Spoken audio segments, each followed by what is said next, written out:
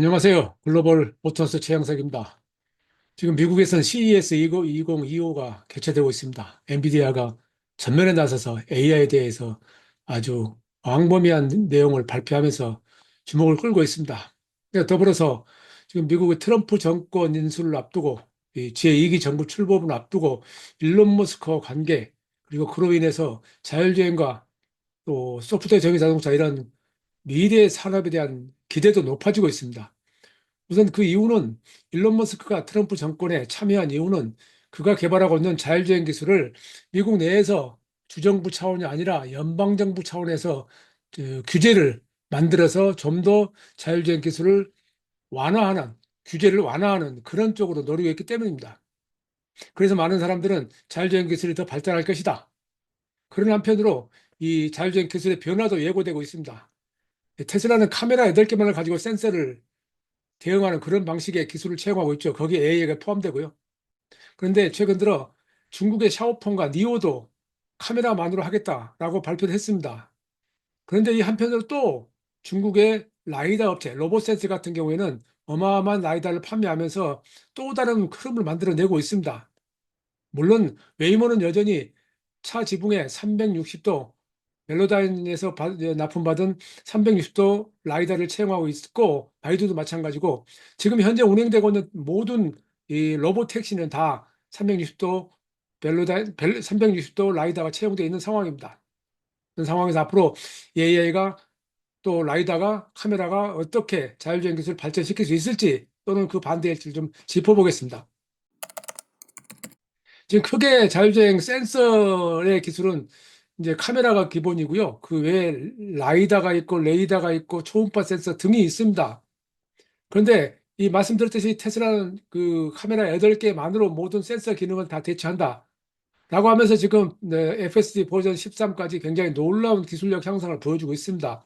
위에 있는 이제 사이버 캡은 올해부터 이제 시험 판매가 되고 내년부터 본격 생산한다라고 지금 예측이 돼 있죠. 예고가 돼 있죠. 그리고 이 웨이모나 바이두 등 대부분은 라이다, 레이다, 초음파 센서 모두 채용하는, 그러니까 오른쪽에 제규어 IPS 위에 보이는 천장에 360도 라이다가 채용되어 있습니다. 이런 형태로 갑니다.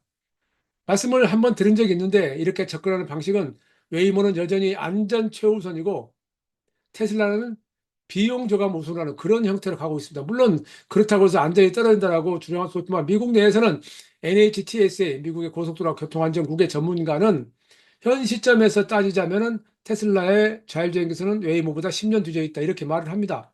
물론 이 말을 지금 유튜브에서 그 사이버 테슬라의 FSD 버전 13을 운행하고 있는 운전자들을 볼 때는 전혀 믿지 않겠죠. 그건 어쩔 수 없는 사실입니다. 테슬라의 카메라 중심의 전략은 8개 카메라로 지금 당장에 레벨 2입니다. 다시 말해서 모든 책임 운전자가 져야 한다는 얘기입니다. 우리가 유튜브에서 많은 사람들 올리는 내용을 보면은 거의 손 대지 않고 가는 걸 볼 수 있는데, 그로 인해서 사고가 발생했을 때 책임은 그 운전자가 책임을 져야 됩니다. 그 문제를 해결하지 않고는 한 발짝 나갈 수가 없는 것이 법적인 현실입니다. 물론 그럼에도 불구하고 테슬라가 이렇게 카메라 중심 전략을 하는 것은 이 비용 절감입니다. 생산 비용을 절감을 해서 더 많이 판매해서 장기적으로는 자동차 소유자가 그 차를 사서 경우에 따라서는 로보택시도 활용할 수 있고, 그래서 연간 3만 달러, 4만 달러의 수익을 얻을 수 있게 해준다, 뭐 이런 개념으로 지금 이 방향을 잡고 있죠. 그러면서 가장 핵심적으로 등장한 게 최근에 테슬라가 먼저 시작한 엔드 투 엔드 방식의 AI 기반입니다. 기술입니다.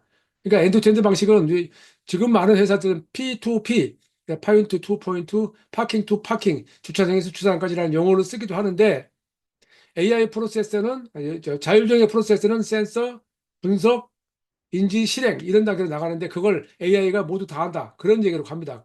근데 이 최근 중국의 자동차 회사들이 이 스타트업들, 특히 스타트업들이 이 AI 기반의 엔드투엔드 기술을 자신들의 자율주행차에 적용하겠다, 스마트카에 적용하겠다 하는 움직임이 일고 있으면서 또 다른 형태로 지금 변화가 감지되고 있습니다. 중국 업체 중에 특히 이제 눈에 띄는 것은 오른쪽에 보이는 게 샤오펑이 선보인 이제 P27, P7 플러스라고 하는, 이제 샤오페이 주장대로 AI 정의 자동차라고 하는 건데, 이 자동차는 지금 테슬라처럼 카메라만으로 다 합니다. 그러니까 천장에 360도 라이다가 없습니다. 또 지위에 이건 바이두하고 지리자동차하고 합작 투자하는 회사인데 이 바이두의 지위에도 엔드투엔드 기술을 활용하겠다. 그리고 카메라만으로 내비게이션 온 오토파일럿. 그러니까 내비게이션으로 주행할 수 있는 도로에서는 모든 게 가능하다. 그런 개념인데 NOP라고도 하죠. 파일럿이라고 그냥 하기도 하죠. 근데 또 하나 이제 지리자동차 지커도 라이다를 사용하지 않는 ADAS 실용을 고려한다. 그러니까 지리자동차는 전체적으로 아마 이쪽으로 갈 것 같습니다. 또 그런 반면에 중국 제조업체들은 또 라이다 기술을 굉장히 많이 발전시켜서 지금 상당히 많은 속도로 증가하고 있습니다. 지금 이번에 발표한 게 그 로보센스 세계 최대 라이다 생산 업체입니다. 이 회사가 오른쪽 위에 보이는 EM4라고 하는 1080개의 채널을 가진 고정형 라이다를 발표했습니다. 이게 고정형 라이다 보통 이렇게 생겼고요. 그 가운데 있는 사진이 벨로다인의 360도 회전형 라이다입니다.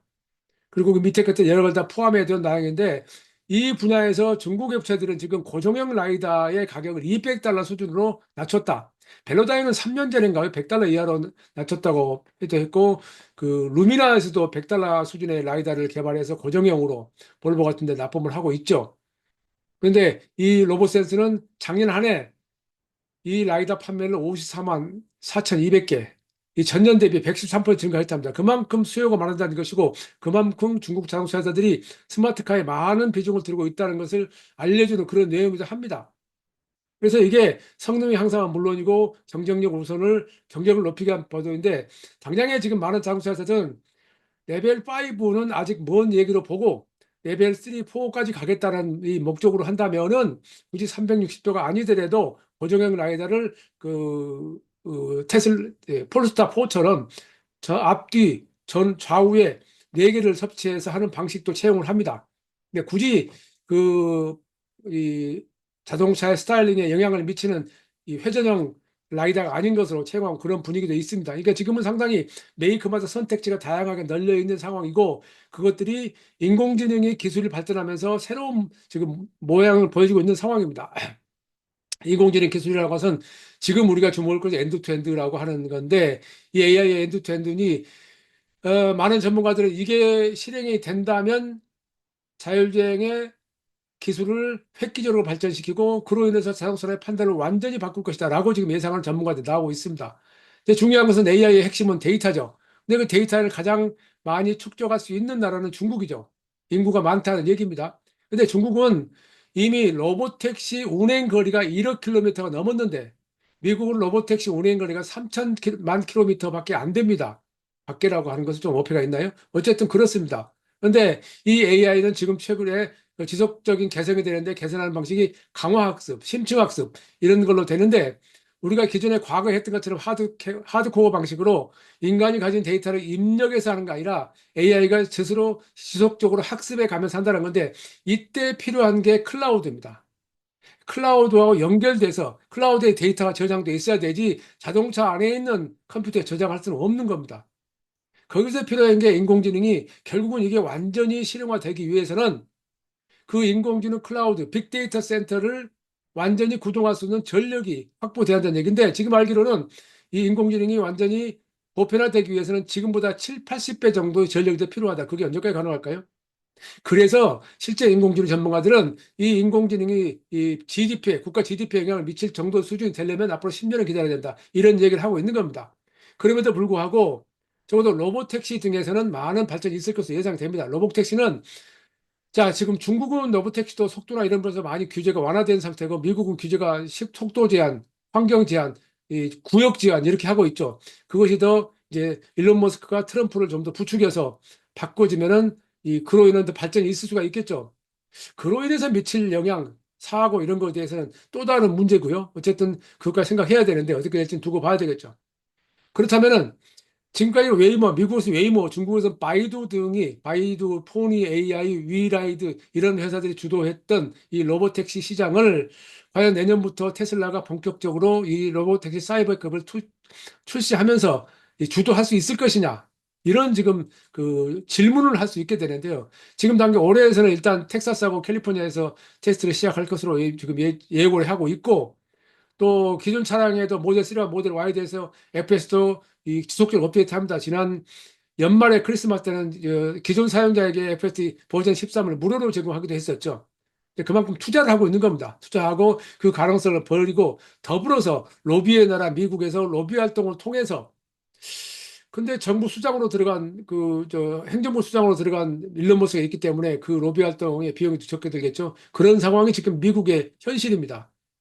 근데 AI 이제 전력 과제 말씀드렸듯이 현재의 과제는 전력 문제가 가장 큰 문제고요. 7, 80배 되는 전력을 확보해야 된다는 건데 지금 전 세계적으로 그 전력을 확보할 수 있는 게 쉬운 문제가 아니죠.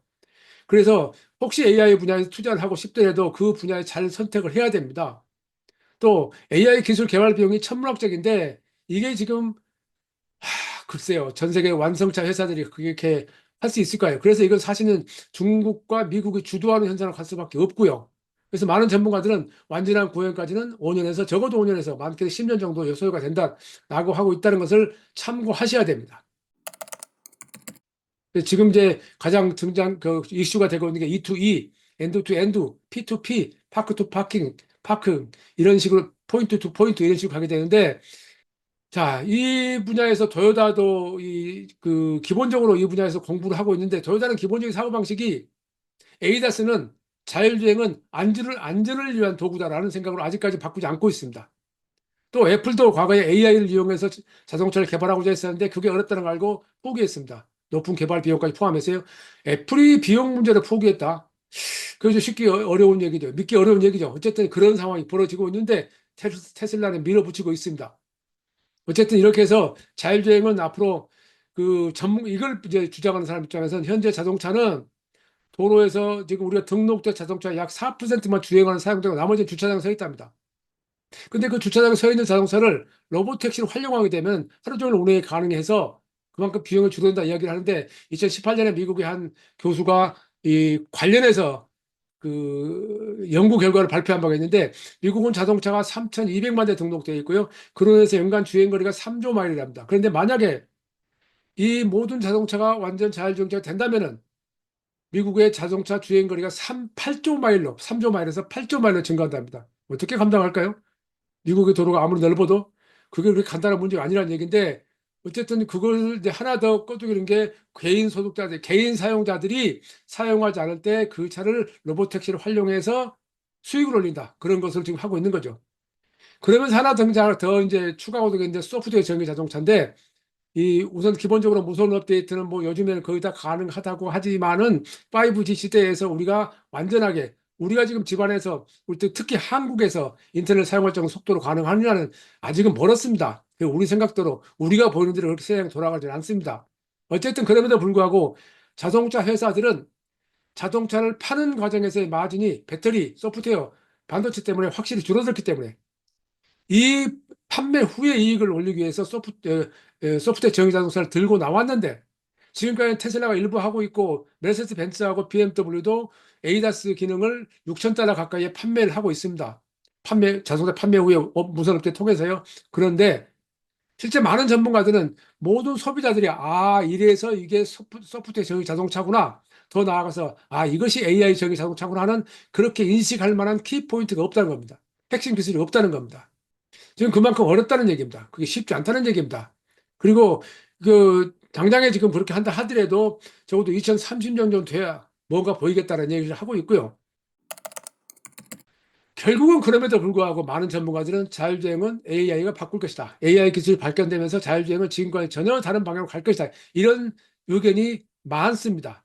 대부분은 아닙니다만 많습니다.